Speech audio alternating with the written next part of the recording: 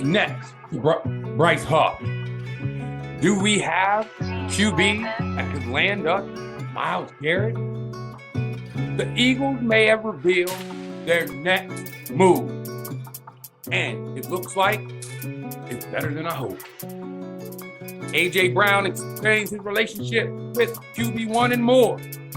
Is the key piece to our defense out the door? And last but not least, ban push. With that being said, you already know it's me, Micheal C. Source of life over the mic. You already know what to do. Cue music.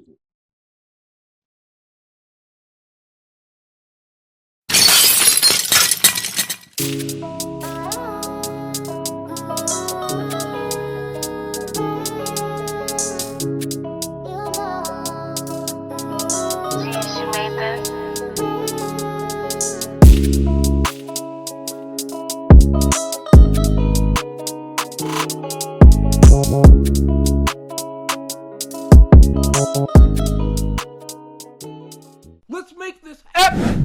Welcome to the Skybox, where we give our epic perspective in the imperfect sports world. Now let me introduce you to the coldest panel in the game. We'll see Championship Road University. Yes. We're right now at the 325 subscribers. We're getting there to our goal of 400. But you know what the main goal is. The main goal is 1,000 subscribers.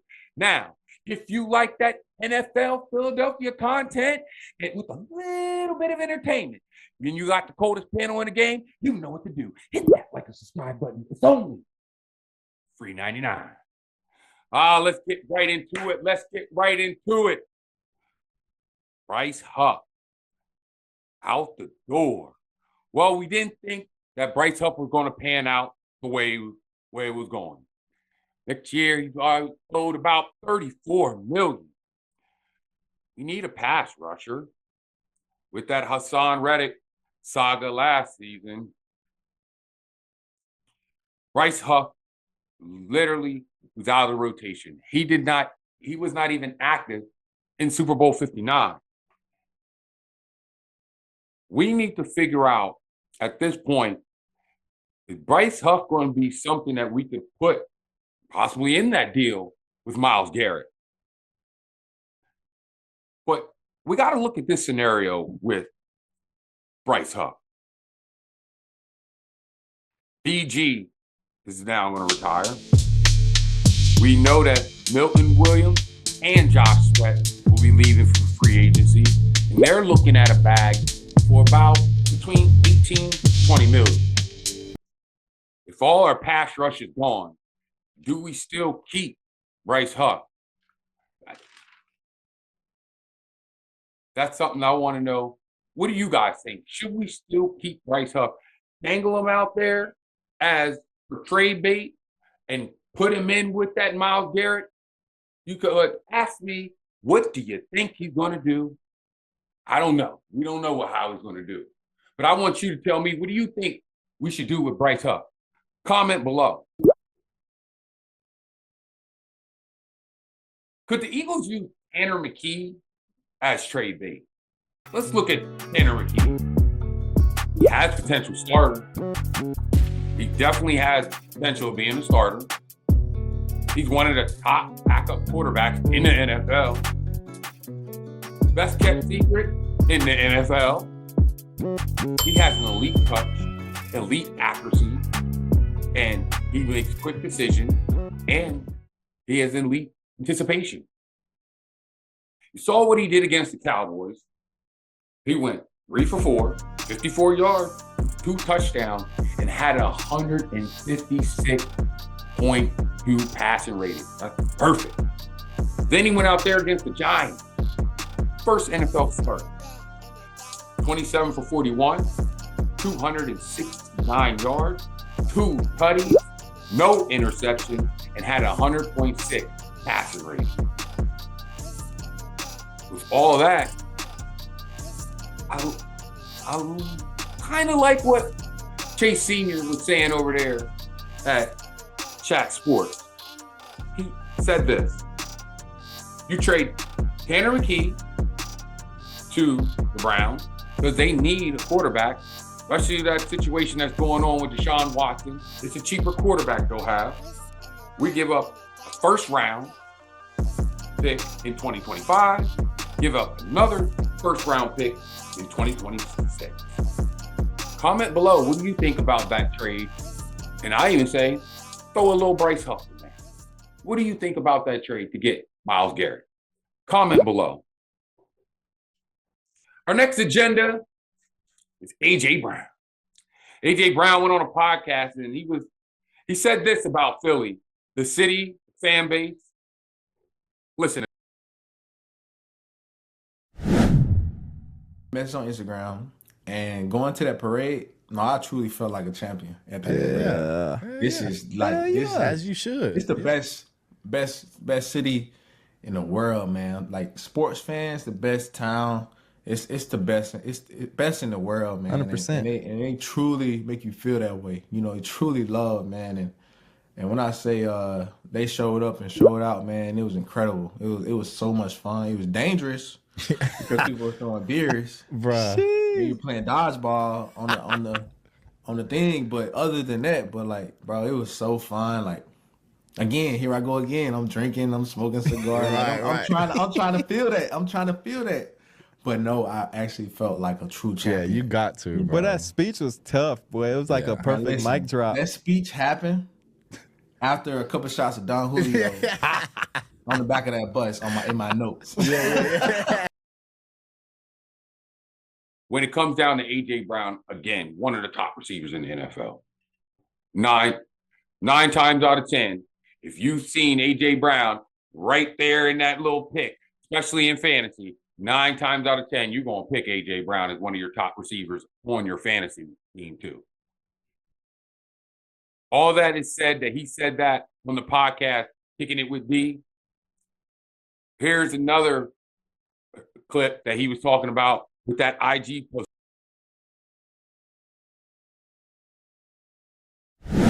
It's kind of, I mean, for me, like, it has nothing to do with mental health, but just kind of just how I attack this game and my craft and how much I love this game.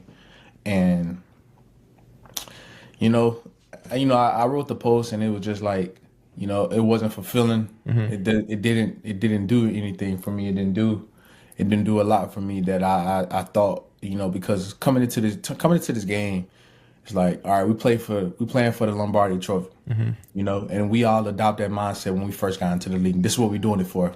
And some players talk about it, and so I tried to adapt that feeling. Even watching people win Super Bowl, I'm like, oh, they happy, they celebrating, in the locker room, drinking and stuff, doing all these things, and so I'm just like, okay, I'm like, all right, that's how I supposed to feel, and I'm in the locker room, and after we win, like, bro, I don't drink, I don't smoke, I don't do nothing, and I'm in the locker room with a bottle of Ace of Spades, trying to drink and cigars and everything with my teammates. And so, like, I'm smoking a cigar, like I'm trying to feel how how it's supposed to, how you pictured it, how the expectations, you know what I'm saying, my expectations of it, and I was totally wrong. And I even sat down in the locker room for a second because I got tipsy because I don't drink. It didn't take me long. Boy, had one sip was fucked up. It didn't take me long, and so I was just like, man, this is cool, but I'm ready to go. I'm in the locker room, like this, I'm happy. I'm ready to go though. Yeah. So got back with my family and stuff, and celebrated with my family, which was cool. But it was just like, man, I really love the game. Yeah. Lastly, let's talk about Big Play Slay. Keeping Big Play Slay will put us $14 million cap hit. My thing about this Big Play Slay is you got to look at him like this. Big Play Slay was the mentor to Cooper DeJean and Quinyon Mitchell. I would love to keep that trio. But we still have Isaiah Rodgers back there. And we still got Keelan Ringo too. That's a toss-up for me. That one could be a rough hit. If Slay takes a pay cut, we'll be fine. But listen to what he thinks, as if Howie doesn't want him to play on that $14 million contract.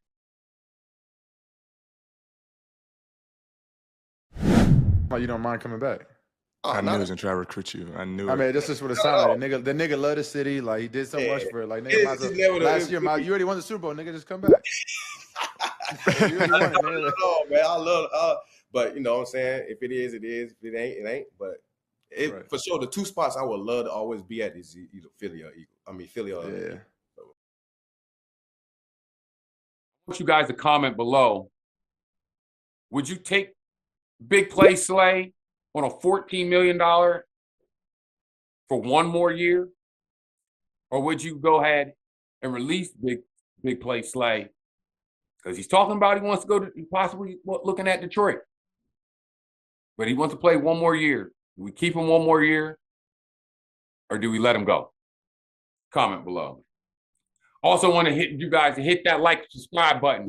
If you like this content with a bit of entertainment, I'm telling you, hit that like and subscribe, brother. I'll never miss a comment. I'll always comment on every comment that you have. I'll answer every comment.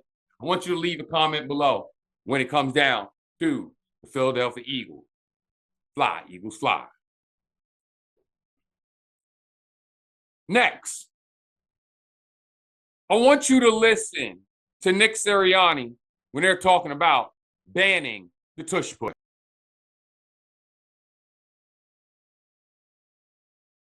That because we worked so hard at that play.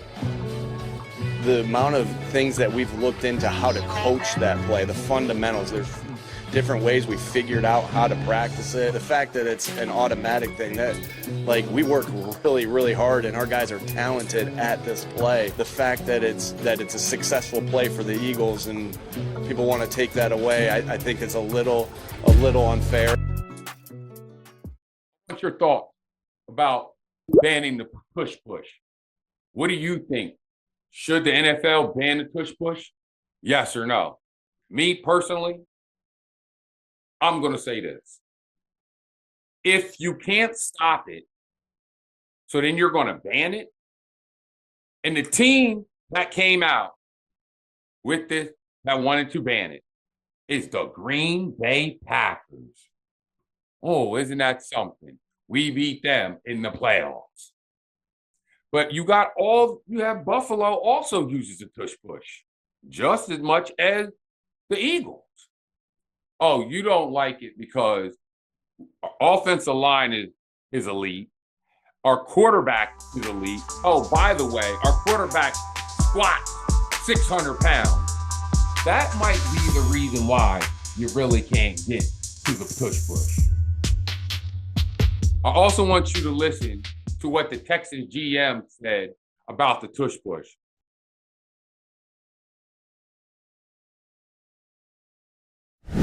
Yeah, I think everybody probably has an opinion on it. I think what I would say, D'Amico and I have talked about this, you don't necessarily want to penalize a team that's done something very well. You know, credit to Coach Stoutland and Coach Sirianni that's a play that's been effective for them. They got a good quarterback who's got good lower body strength. I mean, not every quarterback can squat 600, 700 pounds. So the techniques that they utilize. So again, just because you can't stop the play, is that something that you have to take out of the game? You know, I think you got to be careful about just totally ridding the game of it. I would say, I'm sure the league will talk about player health and safety. Is it put the players at risk? It's a well-executed play by the Eagles, all right? They've had success doing it. No one's been able to stop it. So, honestly, at some point, the onus is on, figure out a way. And if you can, and the way they implement it, they're one of the few teams, or not the only team, that handles it the way that they do. So the sneak play in and of itself, there's a lot of dynamics that are involved. Some quarterbacks want to be in the fray, some quarterbacks don't. If you look at Buffalo, Josh is 6'5", 250 pounds. So, he reaches his hand out there, he's got a first down. So every team's got to handle it a little bit differently. So I would just say, like, to penalize a team because they do something well, it's probably something we just, need to think about as a league. So now with all that said, with the Tush push, now they're going to have it in about a couple weeks. They're going to bring it to the owners meeting. We're going to see what they think about the Tush push. If you like these, any thoughts, questions, or concerns, email us at the number one skybox at gmail.com. It's me, Michael C., Source of Life, over the mic. I'll have Mamba later. I'll have Gerald P. next time. And I'll have Coach Twilight next time. But with that being said, I'm going to leave the beat will work. Now let me happen.